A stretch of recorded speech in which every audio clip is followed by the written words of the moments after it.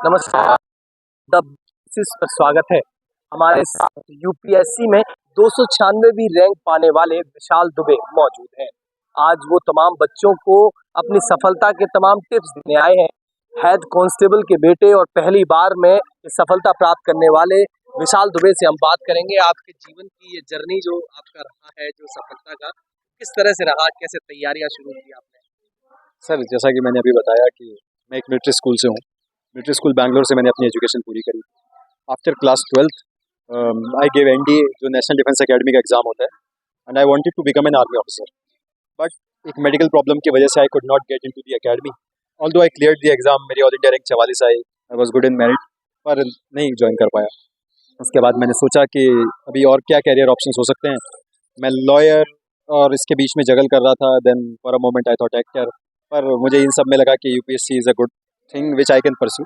उसके बाद जैसे जैसे मैंने एग्ज़ाम के बारे में सीखना चाहा, मैंने और सिविल सर्वेंट्स के बारे में पढ़ा सुना, तो मुझे पता चला कि this is a very good service, जहाँ पे मैं सोशली काफ़ी चेंज कर सकता हूँ और जो मेरी पर्सनल रिक्वायरमेंट्स हैं वो भी फुलफिल होंगी।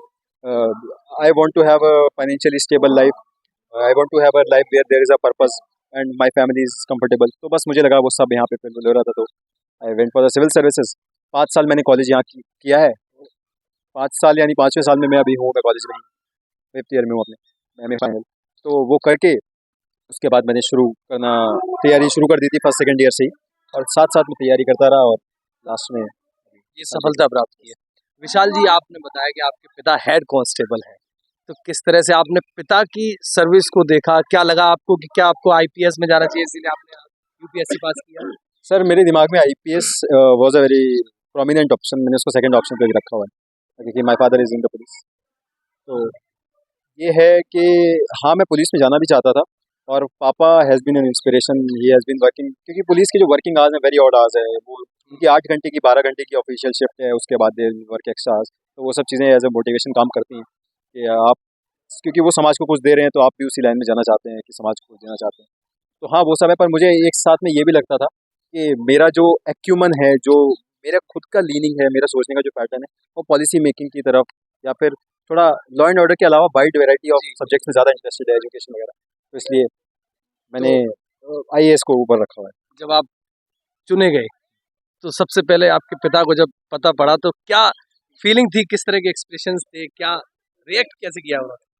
सर, पापा बहुत खुश थे। उनको मैंने बताया, ही वॉज इन कानपुर, तो उन्होंने अपने आसपास बताया, उनके सीईओ वगैरह ने, even the commissioner of Kanpur, उन्होंने कॉल करके पापा को बताई। तो मुझे लगता है ये सब चीज़ें, मतलब व्हेन यू आर प्रिपेयरिंग, ये सब चीज़ें शायद कभी दिमाग में नहीं आती कि commissioner would call your father and do this thing, but ये दे कम एज सडन सरप्राइजेस। बहुत गर्व की बात होती है। बहुत गर्व की बात हो जाती है कभी, जैसे जैसे कभी किसी गर्म दिन पे आप शाम को खड़े हो, एकदम हवा का झोंका सा आता है ना खिड़की से, तो वैसे रिलीफ बिल्कुल मिलती है बिल्कुल। कि कुछ अच्छा हुआ है, ये तो बड़ा अच्छा हो गया। जी, लास्ट सवाल, आपने अभी एक बात कही थी कि आजकल जो मूवीज आई, जैसे एक मूवी आई 10th फेल, ठीक है, तो उस 12th फेल, तो उसमें मूवी में दिखाया गया कि तमाम रोमांटिक चीजें थी, तमाम तरह की जर्नी दिखाई गई जो मनोज जी थे उनकी। आपको क्या लगता है किस तरह की मूवी है? सर, मैं कहूँगा कि हाँ, उसमें कुछ पार्ट ऑफ रियलिटी है, और उसमें लार्जली बहुत ही फिक्शनलाइज अकाउंट है। दूसरी चीज़ ये होती है कि कोई भी मूवी हो, मतलब आपका जो डिसीजन है वो इतना एक्सटर्नल नहीं होना चाहिए और इतना शैलो नहीं होना चाहिए कि वो सोशल प्रेस्टीज की वजह से, किसी एक मूवी की वजह से आप सोच लें कि मुझे वहाँ जाना है। क्योंकि मूवी में जो स्टोरीज दिखाई जाती हैं वो 1 या 2% या 1 या 2 एस्पिरेंट्स की होती हैं, जो मुझे लगता नहीं है कि वो आपको सही पिक्चर पेंट करके देती है।